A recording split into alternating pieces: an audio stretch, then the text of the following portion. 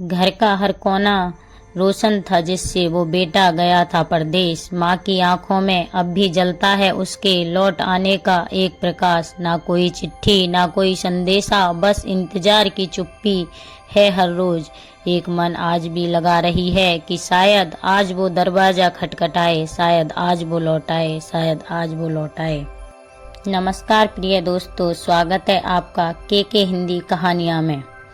बेटा, आज भी जब तू स्कूल की चप्पल पहनकर खेत में भागता था ना, तो लगता था जैसे भगवान खुद मेरे आंगन में दौड़ रहे हैं। शांता देवी की आवाज हल्की सी कांपती थी जब वो ये शब्द अपने बेटे के बचपन की तस्वीर को देखती हुई बुदबुदाती है। गांव धनकपुर एक छोटा सा पहाड़ी का गांव था, जहां हर रोज सुबह सूरज उगते ही मंदिर की घंटियों की आवाज, मुर्गों की बांग और ढांडी के उबलते दूध की खुशबू से होती थी। इसी गांव की मिट्टी में एक बच्चा खेला था, आदित्य, शांता का बेटा आदित्य। शांता एक विधवा औरत थी। पति को खो देने के बाद उसने अपने इकलौते बेटे को ही अपना संसार मान लिया था। वो खेतों में मजदूरी करती थी, दिन में बीड़ी बनाती थी, दूसरों के घर पे बर्तन साफ करती, उनका चौका चूल्हा करती और रात को आदित्य की किताबें पढ़ाती थी ताकि उसका बेटा बड़ा अफसर बने। आदित्य को वो लाल कहती थी, मेरा लाल जो एक दिन दुनिया को रोशन करेगा। आदित्य में भी गजब की बुद्धि थी। वो पढ़ने में बहुत ही होशियार था। गांव के मास्टर जी कहते, इसमें वो बात है जो बड़े बड़े शहरों के लड़कों में भी नहीं होती। हर प्रतियोगिता में आदित्य अव्वल आता। स्कूल की हर परीक्षा में उसका नाम सबसे ऊपर होता। शांता देवी जब ये सुनती कि उनका बेटा बहुत होशियार है, तो उनका सीना गर्व से चौड़ा हो जाता। शांता देवी हर बार मंदिर जाकर लड्डू चढ़ाती। हे भोलेनाथ, मेरे बेटे को बड़ा आदमी बना देना, मैं ताउम्र आपके नाम की रोटियां खाऊंगी। आदित्य सिर्फ शांता का बेटा नहीं था, वो पूरे गांव की उम्मीद था। ठाकुर साहब तक कहते थे, इस लड़के को बाहर पढ़ने भेजो, ये गांव का नाम रोशन करेगा। गांव की बूढ़ी दादी कहती, बाबा तू बड़ा अफसर बनेगा तो हमारी गलियां पक्की कराना। फिर गांव वालों ने एक दिन गांव में पंचायत बुलाई और गांव वालों ने पंचायत में चंदा इकट्ठा किया। शांता देवी के पास उनकी 2 चूड़ियां थीं। शांता देवी ने अपनी चूड़ियां बेची और आखिरकार आदित्य को शहर भेजा पढ़ाई करने के लिए। शांता ने बेटे के हाथ में एक थैला थमाया जिसमें 2 जोड़ी कपड़े, रोटियां और एक तस्वीर थी। शांता ने कहा, ये तेरे बापू की तस्वीर है बेटा, जब भी अकेलापन लगे इसे देख लेना। आदित्य की आंखों में आंसू थे, शांता के चेहरे पर मुस्कान थी। बेटा जा और साबित कर कि एक मजदूर की कोख से भी हीरे पैदा होते हैं। आदित्य ट्रेन में बैठ गया और उस दिन के बाद से शांता देवी हर रोज एक चिट्ठी लिखने लगी। बेटा वहाँ कैसे हो, खाना समय पर खाते हो ना। हर चिट्ठी में रोटियों की खुशबू, माँ के हाथ की मिट्टी और दिल की धड़कनें होती थीं। लेकिन वो नहीं जानती थी कि समय बहुत कुछ बदलने वाला है। आदित्य अब गांव से निकलकर शहर पहुंच चुका था। उसका इलाहाबाद यूनिवर्सिटी में दाखिला हुआ था। चारों ओर चकाचौंध ऊंची बिल्डिंगें, हजारों लोग, ना कोई किसी को जानता ना पहचानता। वो गांव का भोला भाला लड़का अब नई दुनिया में आया था जहां रफ्तार ही पहचान थी। आदित्य को शुरू में बहुत परेशानी हुई। वह बहुत घबराया करता था। क्लास में अंग्रेजी में बोलते हुए लोग, लड़कियों का खुलकर बात करना और मोबाइल लैपटॉप की दुनिया। उसे लगता, क्या मैं इस दुनिया में फिट हो पाऊंगा? पर माँ की चिट्ठियाँ हर हफ्ते आती थीं। बेटा, तुझे यहाँ की गाय की रोटी याद आती है ना? क्या मैं आज भी तेरे बिना खाना नहीं खाती? हर चिट्ठी को वो तकिए के नीचे रखकर सोता, पर धीरे धीरे समय उसकी सोच पर हावी होने लगा और उसकी सोच शहर वाली होने लगी। कॉलेज की एक लड़की थी रिया, तेज, स्मार्ट, शहर की बड़ी सोसाइटी से थी। आदित्य की सादगी और मेहनत से वो बहुत प्रभावित हुई। धीरे धीरे वो आदित्य के बहुत करीब आ गई। आदित्य को उसकी बातें अच्छी लगने लगीं। रिया कहती, तुम गांव से हो, पर तुम में वो क्लास है जो बहुत कम लोगों में होता है। आदित्य के लिए अब शहर आकर्षण नहीं, अपनी पहचान बन चुका था। आदित्य धीरे धीरे बदलता गया। माँ की चिट्ठियाँ अब भी आती थीं, पर अब वो अलमारी के दरवाजे में बंद होने लगी। शुरू में हर चिट्ठी का जवाब देता था, लेकिन अब बस ठीक हूँ माँ एक लाइन लिखकर भेज देता। माँ लिखती, बेटा तेरी आवाज़ मैंने महीनों से नहीं सुनी, तेरी हंसी की गूंज घर में नहीं आती। पर आदित्य अब हर चिट्ठी को जवाब देने के लिए बजाय टालने लगा।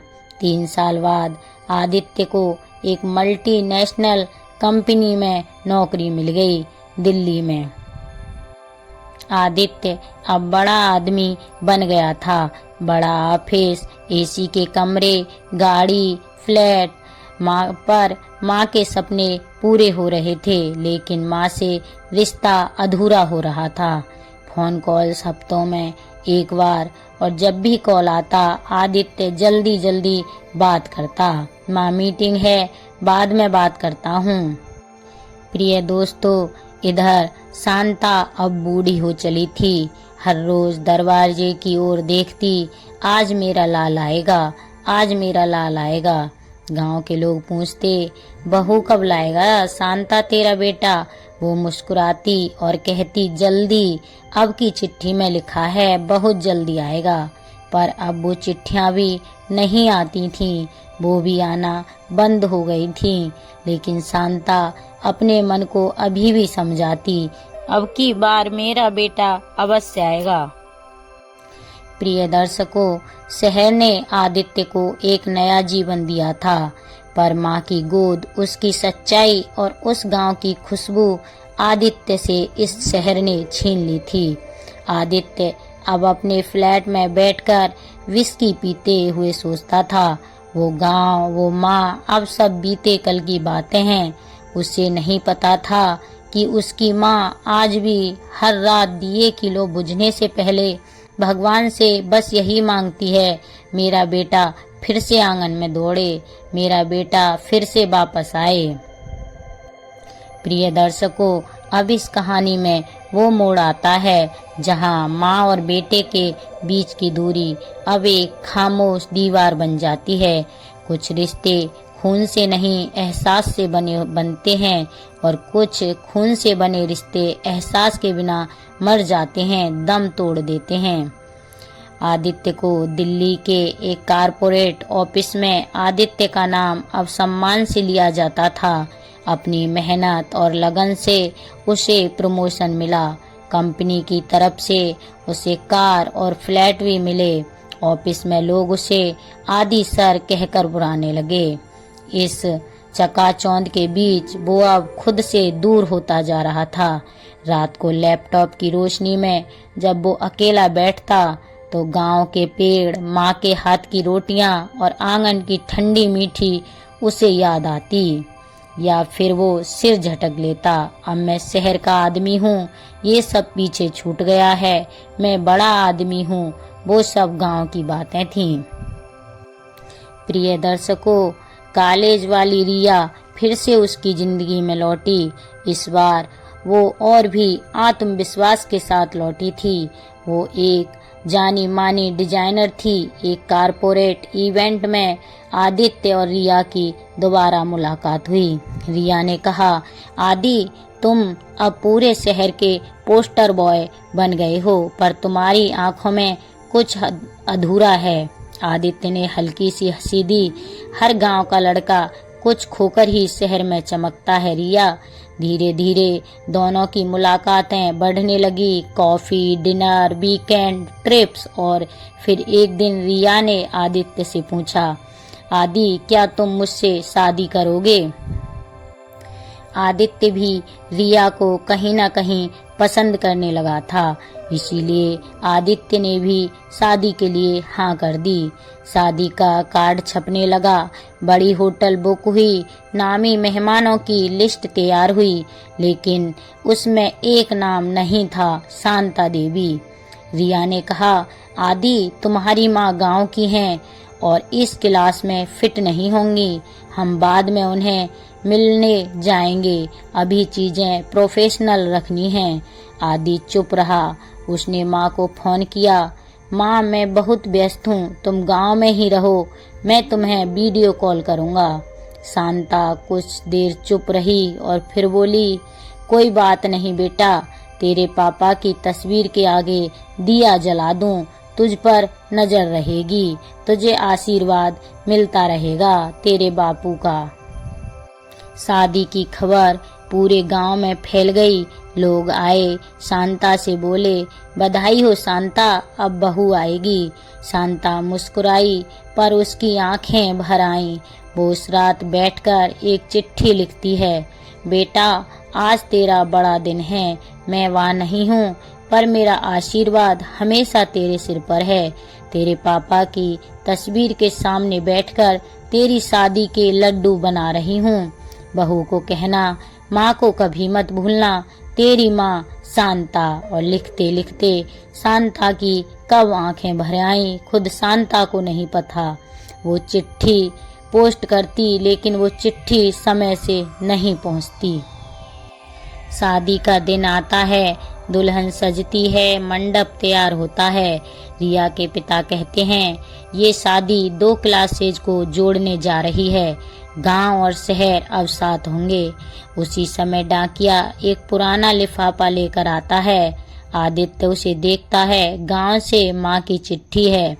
वो चुपचाप कमरे में जाकर माँ की चिट्ठी पढ़ता है, बेटा मेरी आंखें अब कमजोर हो गई हैं, पर तुझमें आज भी वो उजाला दिखता है जो तेरे बचपन में था। शादी के बाद एक बार इस आंगन में आ जाना, तेरी बहू के लिए मैंने नए चूल्हे बनवाए हैं। आदित्य की आंखों से आंसू गिरते हैं, उसके भीतर कुछ टूटता है। उसने माँ को जिंदगी के सबसे बड़े दिन पर भुला दिया था। प्रिय दर्शकों, रिया और आदित्य की शादी हो जाती है। रिया और आदित्य एक हो जाते हैं।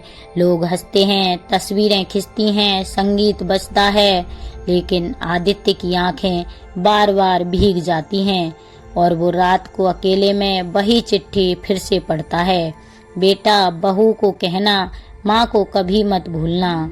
शादी के बाद आदित्य और रिया अपने नए फ्लैट में शिफ्ट हो जाते हैं।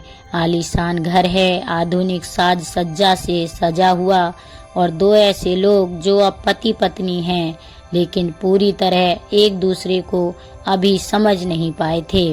रिया अब बहुत व्यस्त रहने लगी थी, डिजाइनिंग प्रोजेक्ट, पार्टीज, मीटिंग आदि करती थी। आदित्य भी अपने काम में डूबा रहा, लेकिन जब भी रात होती, उसकी आंखों के सामने एक पुरानी चिट्ठी की लिखावट तैरने लगती, तेरी माँ शांता देवी। गांव में शांता अब काफी कमजोर हो गई थी, आंखें धुंधली हो गई थीं, चलना भी मुश्किल हो गया था और आवाज में अब वो मिठास नहीं थी, बस इंतजार की थकान थी। वो हर रोज अपने आंगन में बैठकर आसमान की तरफ देखती, पता नहीं मेरा बेटा कैसा है, बहू कैसी है, अब कोई चिट्ठी नहीं आती, अब कोई खबर नहीं आती। पास के ही रामू काका कभी कभी आकर खाना दे जाते। एक दिन शांता ने बड़ी मुश्किल से एक आखिरी चिट्ठी लिखी। उस चिट्ठी में शांता ने लिखा, बेटा शायद अब मेरी कलम की स्याही भी थक गई है और मेरी आंखें भी, तू आया नहीं कोई बात नहीं, पर मेरी रूह हर रोज तुझे आवाज देती रही, तुझे छू न सकी लेकिन तुझे माफ करके मरूंगी। मैंने तेरे लिए एक संदूक में तेरे बचपन के कपड़े, तेरे पापा की पगड़ी और मेरी सबसे प्यारी चीज तेरी पहली चिट्ठी रखी है। जब कभी आए गांव, उस सिंदूक को जरूर खोलना। वहां तुझे तेरा वो हिस्सा मिलेगा जो शहर छीन नहीं सका। तेरी माँ शांता देवी। और 2 महीने बाद गांव से एक फोन आया, आदित्य बाबू, आपकी माँ नहीं रही। फोन पर दूसरी ओर सन्नाटा था। आदित्य की सांसें थम गईं। रिया ने कंधे पर हाथ रखा। सॉरी आदि, अगर तुम कहो तो। नहीं, आदित्य बोला, मुझे अकेले जाना होगा। आदित्य अब फिर उसी गांव की मिट्टी में उतरा था जहां वो कभी बिना चप्पल के दौड़ता था। रास्ते बदले नहीं थे, पेड़ वही थे, लेकिन उस आंगन की चौखट अब खाली थी। पड़ोसी ने कहा, आपकी माँ ने अंतिम समय तक आपके नाम की चिट्ठी लिखी थी बाबूजी, वो संदूक में रखी है अंदर। कांपते हुए आदित्य ने वो संदूक खोली। एक पुरानी रेशमी साड़ी, चुटीले बालों की छोटी सी चोटी, पिताजी की पगड़ी और सबसे ऊपर रखी थी आखिरी चिट्ठी। आदित्य ने वो चिट्ठी खोली और पढ़ने लगा। बेटा, अगर ये चिट्ठी तुझे मिल रही है तो मैं अब इस दुनिया में नहीं हूँ, लेकिन मुझे यकीन है कि तू एक दिन जरूर आएगा, और जब आएगा तो मैं यहीं तेरे इंतजार में रहूंगी। अपनी चिट्ठियों में तू चाहे जितना बड़ा अफसर बन जा, पर एक माँ के आंगन की मिट्टी तेरे सबसे बड़े सम्मान से बड़ी है।